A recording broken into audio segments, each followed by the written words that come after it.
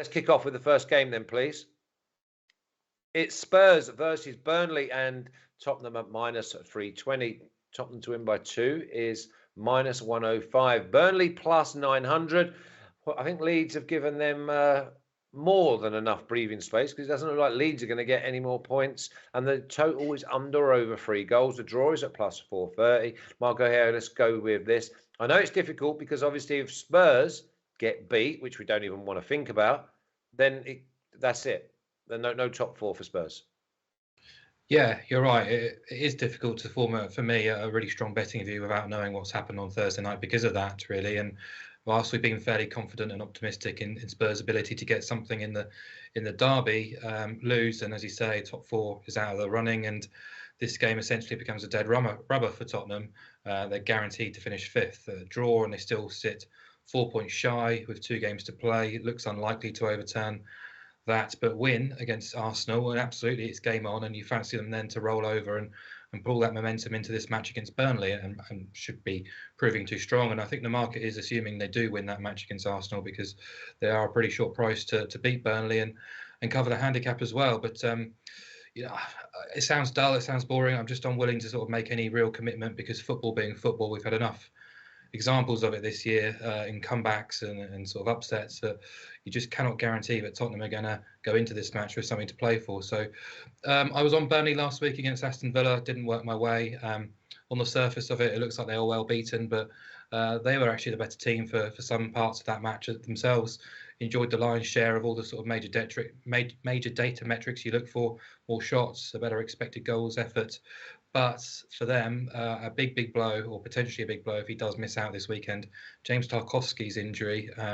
So to have him and Ben Mee absent, basically their 2 leading centre-halves, would be a huge blow. And I know Mike Jackson says Tarkowski's got a chance in returning this weekend, but if he does miss out, you're looking at Nathan Collins and Kevin Long as your centre-halves. Now, Collins is a centre-back with real potential, a 21-year-old Irishman who made his name at Stoke, but Long is a squad player at best at Burnley as well. So that's a real concern coming up against the Spurs front 3. And yeah, if I had to pick something right now, it'd obviously be very pro-Spurs, but we just don't know the outcome of that game against Arsenal. There could be a key injury to Kane, Son, Kulusevski, Bentancur. You never know, really. So just trying to keep my powder dry until I know what the state of play is between these 2 teams.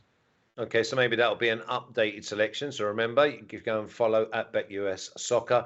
Then we'll give you any updates from Marco here after the Spurs game. Stinch, the boys in the chat are already saying Burnley to score is at minus 120, which looks value. But I just went Spurs minus 1.5 at minus 105. I think they're too strong.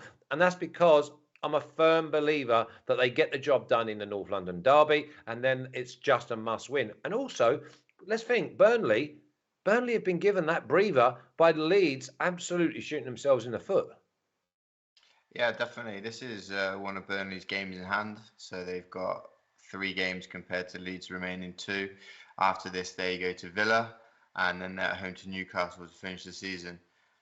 Not the most easiest fixtures, but you imagine they're obviously playing teams with nothing left to play for. So it's in their favour. So this is probably a bit of a free pass, a free hit for them in this game. They wouldn't expect to get something, especially if Spurs are still going for top 4.